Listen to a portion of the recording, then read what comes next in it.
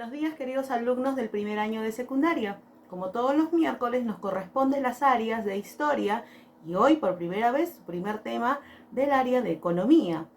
Muy bien, vamos a empezar ahora con historia, chicos. Nos quedamos en el primer tema.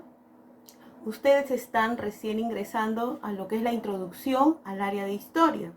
Eso ya lo vimos el primer tema. Vamos a continuar entonces y terminar el primer tema de historia. Vamos a empezar explicándoles qué es la historiología. En la clase pasada no lo pude mencionar, hoy lo quiero hacer. La historiología, chicos, es llamada también la teoría de la historia. Esta disciplina se encarga del análisis de ciertos hechos históricos y de la elaboración de las explicaciones de los métodos y teorías acerca de estos hechos. La historiología se enfoca entonces en los patrones regulares y causas generales de los procesos históricos, especialmente los de largo plazo. Ahora quiero explicarles qué es la historiografía. La historiografía, chicos, es la ciencia que se encarga del estudio y del análisis de los métodos de registro de los hechos a lo largo de la historia. Son métodos y técnicas que se han propuesto para descubrir y describir los acontecimientos históricos sucedidos y registrados. En esta clase que van a tener conmigo, van a poder estudiar y comprender las características de la historia. Las características de la historia nos permiten conocer un hecho histórico. ¿Sí? Un hecho histórico. Y estas características son la ciencia, la humanística, racional, autorreveladora, selectiva, irreversible, relación espacio-tiempo y la prospectiva. Todo eso lo vamos a observar a continuación por medio de las diapositivas. No sin antes quererles mencionar que también van a ustedes poder apreciar los momentos de la historia. ¿Qué son los momentos de la historia? Son los grandes acontecimientos que vivieron quienes nos preceden, los que vivieron antes que nosotros, y que influyen directamente en nuestra forma de vida. Por ejemplo, la caída del Imperio Romano, la Revolución Rusa de 1905, cuando Adolfo Hitler, fue nombrado canciller de Alemania, y muchos hechos más. Muy bien, ahora sí, los invito a ver las siguientes diapositivas.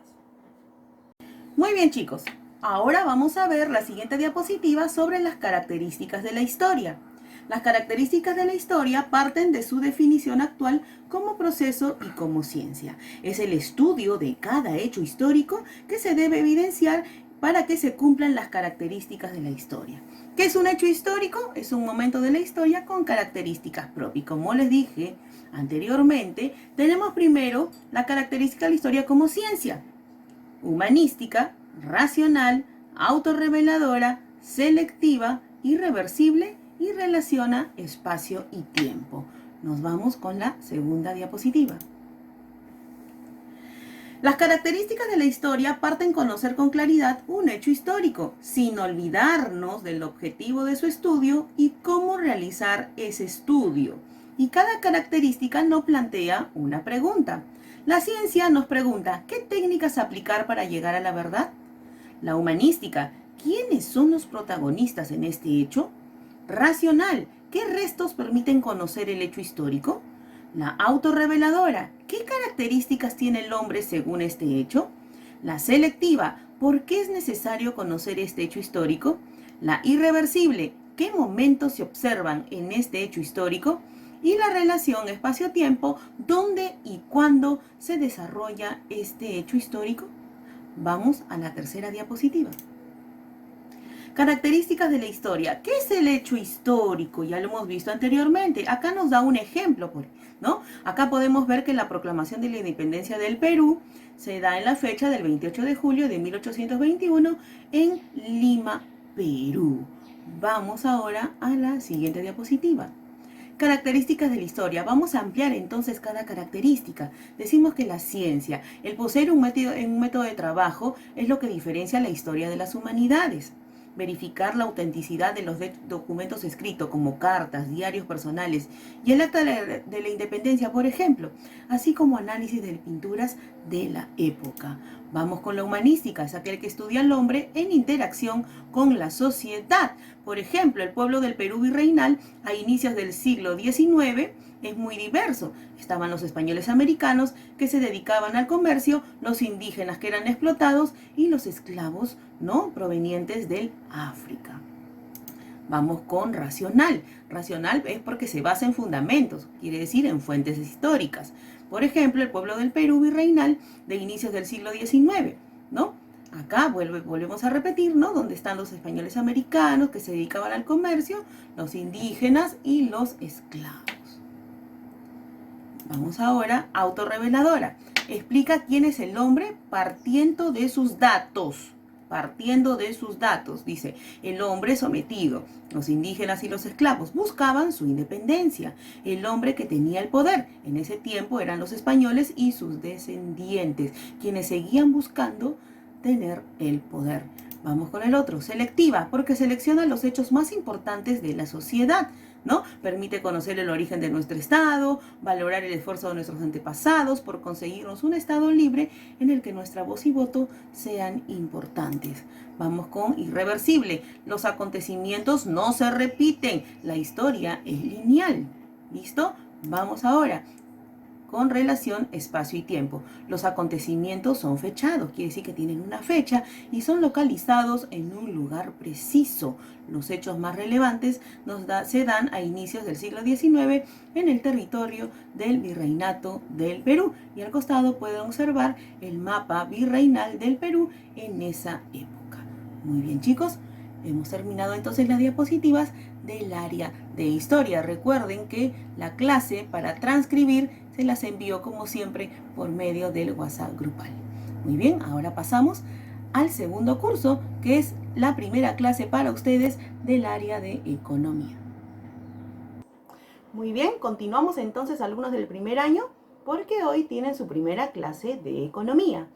No sin antes hacerles recordar que antes de empezar con el tema número 1, tienen que escribir el sílabus correspondiente a todos los temas que vamos a realizar en este primer bimestre. Muy bien, para empezar entonces con el área de economía, debemos saber qué significa la palabra economía. La palabra economía proviene del latín oikonomos, que vamos a separarlo. Oikos significa hogar y nomos administración. Si juntamos esas dos palabras, podemos deducir que la economía significa administración del hogar. Muy bien, chicos, ¿cómo se inicia la economía como ciencia? Bueno, la economía no existe hasta el siglo XVIII, con la publicación La riqueza de las naciones, escrita por el filósofo y economista escocés Adam Smith. Adam Smith fue quien realizó el primer estudio sobre la actividad económica. ¿Quién es considerado el padre de la economía entonces? Pues justamente Adam Smith. ¿Qué es la economía entonces de por sí? ¿Qué es la economía? La economía es la ciencia que estudia el modo en que la sociedad gestiona sus recursos escasos para lograr el bienestar material de sus miembros. También es el estudio de cómo las personas pertenecientes a una sociedad, país o región administran sus recursos limitados para producir bienes y servicios que van a necesitar distribuirlos entre todos sus miembros para su buen consumo. Muy bien, chicos, los invito entonces a ver las siguientes diapositivas. Muy bien, chicos, acá entonces vamos a ver las siguientes diapositivas sobre la introducción a la economía. Fundamentos de la economía. La economía, vuelvo a repetir, es el estudio de la manera en que las sociedades utilizan los recursos escasos para producir mercancías valiosas y distribuirla entre los diferentes individuos. La economía comprende dos grandes ramas, que son la microeconomía y la macroeconomía. La microeconomía fue fundada por Adam Smith, ¿no? Él fue el que escribió La riqueza de las naciones en 1776, el cual se ocupa del comportamiento de entidades individuales, ¿verdad? Como los mercados y las empresas. Muy bien, también les quiero hacer recordar que Adam Smith es considerado el padre de la economía. Muy bien, continuamos. Macroeconomía. Macroeconomía fue fundada por John Maynard Keynes, que fue el creador de la teoría general del empleo, el interés y el dinero en el año de 1936. Él se refiere al desempeño general de la economía, analizando una amplia variedad de temas como al producto, ingresos, nivel de precios y comercio internacional. Nuestro mundo, chicos, es de escasez, lleno de bienes económicos. Una situación de escasez es aquella en la que los bienes son limitados en relación con los deseos. Las sociedades deben ser eficientes, utilizando los recursos de la manera más eficaz posible para satisfacer las necesidades y los deseos de los individuos. La teoría económica dice que una economía produce eficientemente cuando no puede mejorar el bienestar económico de ninguna persona sin empeorar el de la otra. En un mundo de escasez, elegir una cosa significa renunciar a alguna otra. El coste de oportunidad de una decisión es el valor del bien o servicio al que se renuncia. Muy bien, acá podemos ver los problemas económicos, las necesidades, los bienes y la escasez. Las necesidades porque son ilimitadas, los bienes que son limitados y la escasez que se encuentra en todo sistema económico. Los 3 problemas de la organización económica. Al elegir, estos problemas plantean 3 interrogantes: ¿qué producir? ¿Cómo producir? ¿Y para quién producir? Muy bien, chicos, ya saben que el resto del tema se los voy a enviar por medio del WhatsApp grupal.